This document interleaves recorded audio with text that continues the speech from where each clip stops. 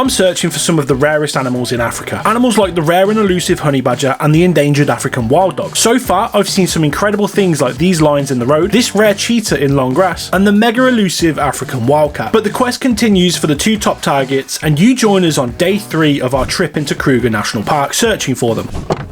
Up nice and early once again. This is day 3 searching for that African wild dog. We've got 12 hours to put into this search today, hopefully to find those wild puppies. Look at this, not even out of the gate yet. Flipping jackal, just chilling over there. Fog was the first thing on the cards today, making things quite difficult early in the morning. It was beautiful to look at though. Scenery in Africa is just top tier. After a bit of time, it started to lift and our visibility was back to full. Oh, that's so cool. Look. Yeah, wicked. It's a civet. No way. Civet are nocturnal and rarely seen, yet here's this fella cruising about in daylight. Insane and a total fluke. It just crossed the road in front of us. What a cool thing to see. That's the one. That's what we're looking for. That's what we're looking for. So far, no good. And to be fair, this morning, apart from the civet, we've really had not a lot. So we've stopped at Orpen just to get some food, stretch our legs and all that sort of stuff, and we'll get back out again in a minute. But so far, no good.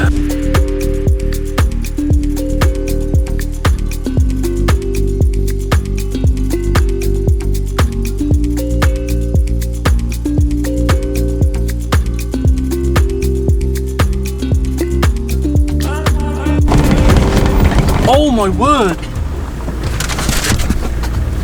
Oh, sick! Where did the other one go?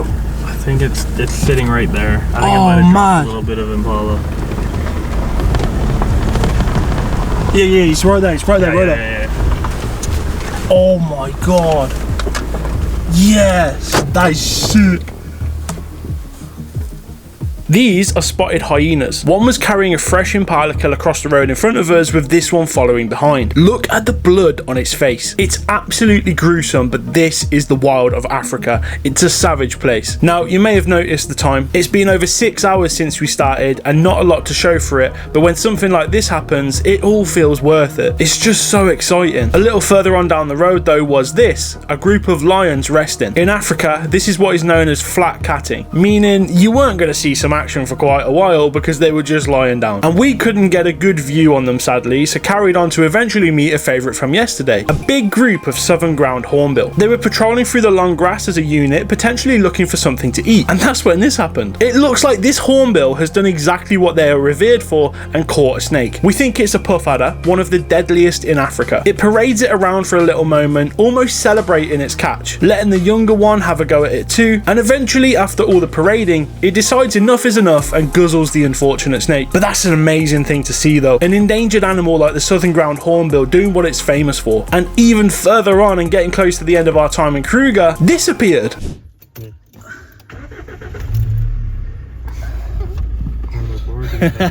Secretary bird. How cool is that? That's so sick. I've never seen one ever. Supermodel. Oh, look at the wings. Oh, hefty. That's got to be one of my favourite sightings so far.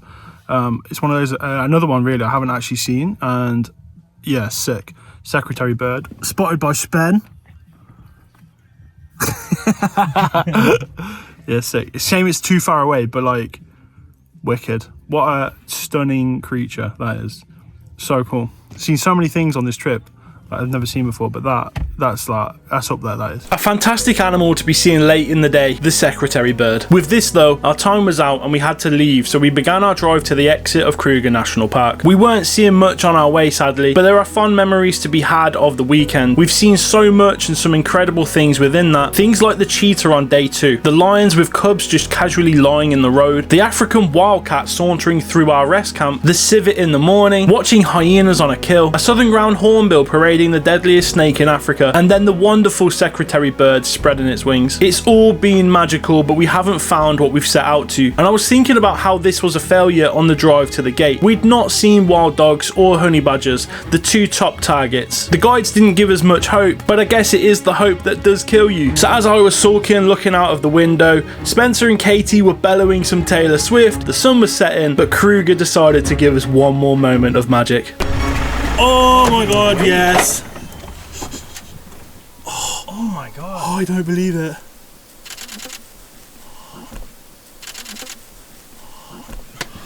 Oh.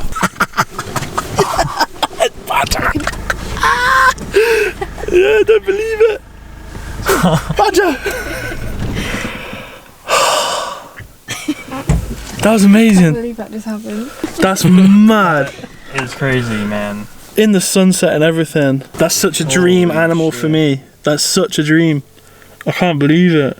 He was just down in that like ditch area down there. He's ran off back that way.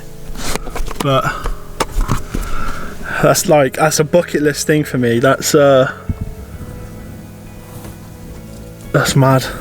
That's so sick. Honestly, it seems scripted. 15 minutes out from leaving Kruger National Park, and there it is, the honey badger. It was a fleeting moment of euphoria, a top of the top bucket list animal that I've wanted to see for the longest time. And there it is. I got my moment with it. We locked eyes for a split second and I was beside myself. As if the weekend wasn't already unreal with the things we saw, this for me just blew it all out of the water. The crown jewel, the diamond seconds of a weekend, everything that I wanted it to be, we'd done it.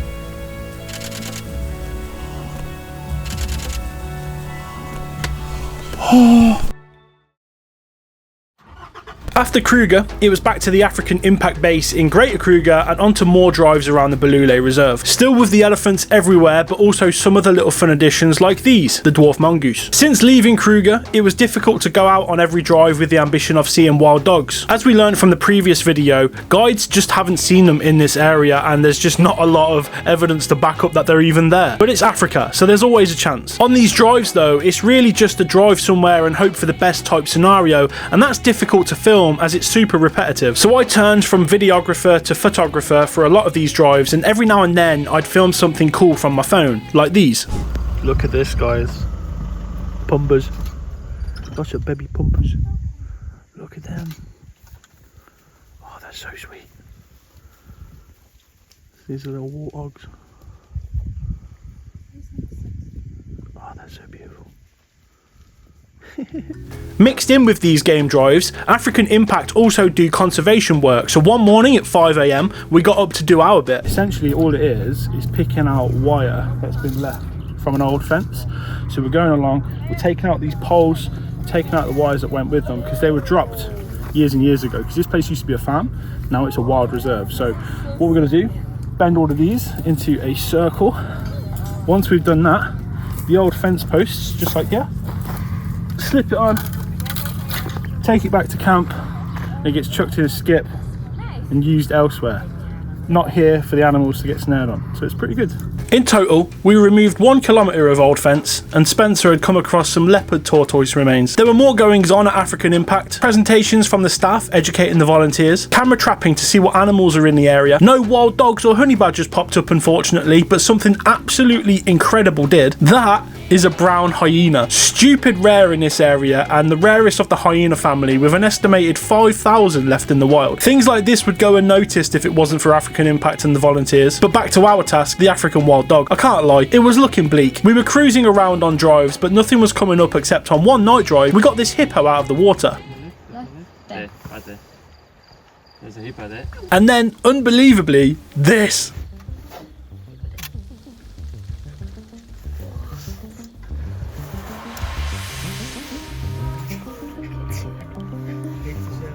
It was unreal. This was so close to our camp and sitting on the side of the road. No one had seen it except for me, so I screamed leopard. It snuck off into the bush and out of sight, but that was amazing. Our first leopard. And amazingly, a few days later, on a morning drive, another one.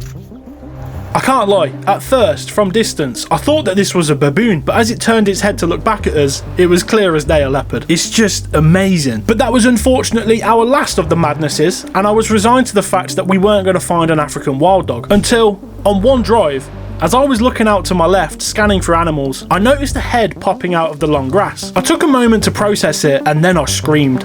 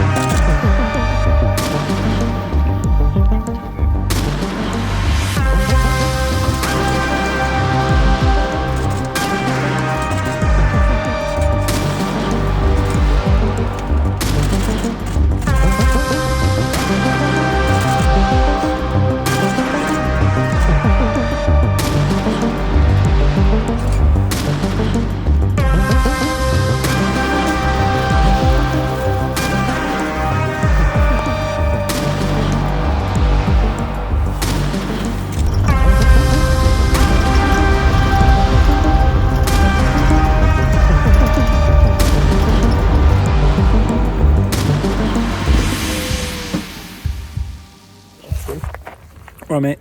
Hello. How was that? Yeah, no, that was unbelievable. So to put it in perspective for you guys, what basically happened is obviously we saw the wild dogs, but I personally have been working here for about 2 years, and I have never seen those dogs before, which is insane. Yeah, I have never seen them before, let alone with a kill next to the road. Crunching the bones and that. Yeah, you're just this guy must he needs to be here more often. Jesus. Yeah, that's crazy though, eh? Yeah, no, it's insane. Unreal. Target 2 had been located. A solitary wild dog. We came to learn after seeing this fella that there were 3 in total, but they had been separated after being chased away by a couple zebra. This one must have been waiting in the long grass for its pals to return until I screamed about its presence. It investigated us and at one point looked as if it was going to jump on top of the vehicle. This is one of the rarest and most difficult animals to spot in South Africa, with an estimated 600 left. For UK viewers, that's like searching for the capercaillie across the UK in a country 5 times the size of the UK. It's just absurd we came to encounter this fella. Now, you may have noticed it's got a collar on. That doesn't mean this thing is a pet or a zoo animal of any kind. It's a fully wild animal. These collars get put on animals regularly to track movements, especially animals like wild dogs. As they're endangered, it helps to better understand the colossal distances they travel and the consequences they face in our world. It was a privilege to spot this wild dog in the long grass. So you know how at the start of the video there was no sort of like African wild dog like ID kit. We go wild dogs. Okay, oh no, I think there is 0. Well, come look at this. So there is now actually African wild dogs, right? Look at that. It's got my name. So this is Cookie, and he's got a collar, a big notch on the top of the right ear, and the tail is almost full white. How cool is that? There's now a wild dog running around the Balule Game Reserve in South Africa called Cookie. When this was presented to me, I didn't really know what to say. I was honoured and a bit emotional really. So thank you everyone for being a part of this journey. It means a lot.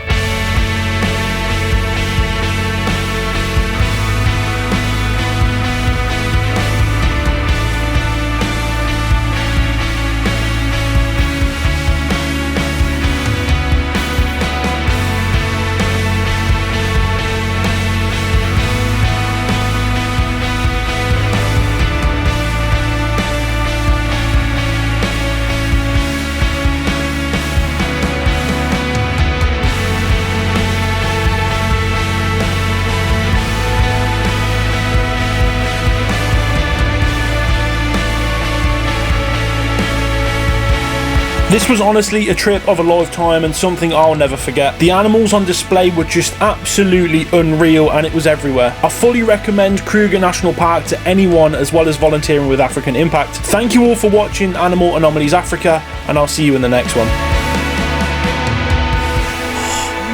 Oh, I don't believe it.